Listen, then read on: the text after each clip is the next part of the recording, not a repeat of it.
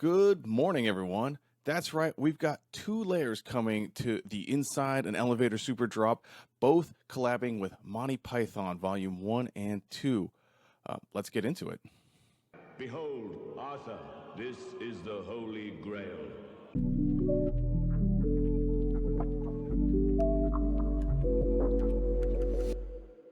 I don't think any of us were expecting this collab. Happy to see it. One of my favorite movies, especially as a kid growing up. So, very excited to kick things off here with the first card, Tim the Enchanter or the Prodigal Sorcerer. This is a bulk card, 12 cents, 36 cents in the foil, but one of my favorite cards in Magic, and we finally get him as Tim, which is awesome. Fluff text is great. 20 reprints. Last seen this, a year, 2 years ago. No one plays this card, but that doesn't matter. I play this card, so I'm excited for it. Next, we've got Bring Out Your Dead or Buried Alive. This is a 43-cent card or a buck in foil. It's seen a couple reprints. Last we saw it was a month ago. Actually sees a good amount of play. Yeah, great to see this. Next up, we have Tis But a Scratch or Dismember. Finally, a not bulk card in the lair. This is going for, I think, $3.5, $6, $7 in the foil. Seen 8 reprints. Last, again, we saw it a month ago. Still ranks pretty high. I know a bunch of people that are buying 4 of the layer just for this card as they play Dismember in their Modern and Legacy decks. Next up, we've got an African or European swallow or Birds of Paradise. This one's actually kind of weird. They did a flip card for it instead of just giving us 2 Birds of Paradise. So that means this layer has 5 cards in it, but one of them is just a double-faced Birds of Paradise. This card's $3 in non-foil, $5 in the foil. We've seen a bunch of reprints. Last was 6 months ago. Gets a ton of play. Ranked 39th on EDH Rec. And finally, we have We Want a Shrubbery. This is a $4 card, $7 in the foil. It's seen 9 preprints. This is 3 visits. You get to search for a forest, put it on the battlefield, untapped notably. Last saw this 3 months ago. Yeah, ranks really high. One of the premier green ramp spells. So, how's this layer stack up financially? Terrible. It's not good. It's $11 in the non-foil and $20 in the foil. So, not even close to what the layer is probably going to cost. But that's okay. Let's get to the rankings. So, how's this stack up? On the foil side, as I said, this is a 2 for financial ratings. Playability is actually a 4. I think all of these cards see play, both in EDH, and some of these cards make it back into older formats. Art, I'm giving a 5. While it's probably a 4, I'm giving it an extra point because of my own bias, and I think the cohesion is really good here. Obviously, it's pulling from a movie, so it's not hard to do that, but I think the art actually does fit really well in the Magic universe. I think they did a really great job. It looks like some actual time and effort and care went into creating these pieces, and I'm really happy for it as it depicts a movie that I really like. For the non-foil rating, this is a 1. It's just even worse than the foil, but that's, as I said, I don't think anyone's buying this because the financial value is very good. I think they're buying it because these are playable cards that feature an IP that they love, and yeah, that's it. That's the only 2 reasons. So, total score for this one is a 4.7 in the foil and a 4.4 in the non-foil. It's getting a whole extra point here because of the outside IP. This is actually, like, if you just took the ratings themselves, it's like a 3.7, 3.4. I'm giving it this boost. As we've seen in the past, the outside IPs do very well. Anecdotally, I know a lot of people are picking this up that I've talked to that have been skipping layers in the past. I think there's a lot of hype for this layer. I think people are really excited about it, and more excited than I've seen for layers, not only in this drop, but just in other drops of recent memory. Volume 2, not nearly as good. I wish there was more cards in this, but hey, let's check it out.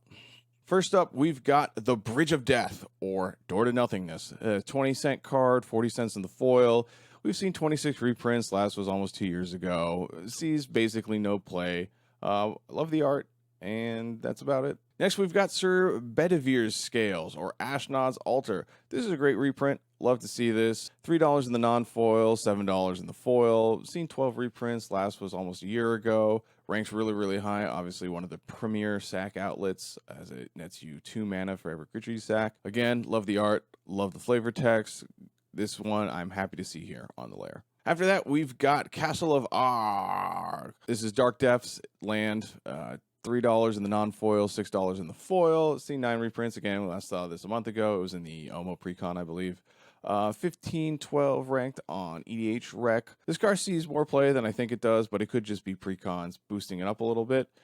Always nice to see something cool like this, though. And the final card is not a card, it's a token. It's a Merit Lodge token styled as the Black Beast of R. Surprisingly, the Merit Lodge token's actually going for around $2 and $5 in the foil, and it's seen 6 reprints.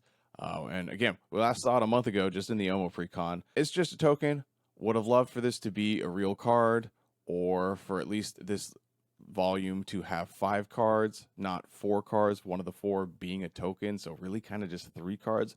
That kind of sucks. Obviously, I think the art is great. I love Brave Saravin here running away. Art, awesome. Financial value, oh well. So I just bemoaned the financial value, but what is it really? Well, it's $8.50 in the non-foil and $18 in the foil, so much worse than the previous volume. Again, we get a 2 for financial rating. We get a 3. These cards don't see nearly as much play as Volume 1 for the playability. Again, art is a 5, probably should be a 4, but my bias is leaking through, so there you have it. Only difference between the foil and the non-foil is that the non-foil is even worse financially, sitting at a 1. So the total score for Monty Python Volume 2 is a 3.8 and a 3.4 in the non-foil. While I gave it the extra point for the boost for Outside IP, I did take off half because there are less than 5 cards in this layer. And not only that, one of the cards is a token, so that kind of sucks. Overall, I like both of these. I think the hype is there for both. I think Volume 1 is much, much better, and I think that's the one that I think that's the one that a lot of people are going to pick up, specifically because Dismember is played a lot in Modern and Legacy, and the people that like playing those decks are old school and like to bling the crap out of their decks. This is a great Dismember to do that with. So people are going to be picking that one up. Obviously, Birds of Paradise, 3 Visits, all of these are great commander cards. Volume 2's got Ashnod's Altar, which is a great card there. The others see, I think, a little less play. Overall, I really like these. I love that they did this collab. I wish that Volume 2 had more in it, but I think there's definitely a lot of hype around these last layers in the Inside and Elevator Super Drop. That means we're actually getting 7 layers for this Super Drop, or at least 7 so far. Usually we only see 6. We have seen 7 before, but it's been a while. I would be really surprised if they keep tacking on layers, but if they do, I will definitely cover them. Please leave a like if you enjoy this analysis and the breakdowns as they come out. I'll definitely be doing more as layers drop. If we get any more, remember this layer drops July 29th. I think the day before I'll probably do a what I'm going to be buying out of this layer, just to make sure all the layers are released and previewed, so I give you guys as much info as I can. Please like and subscribe. Hope this helps, and I'll see you in the next one.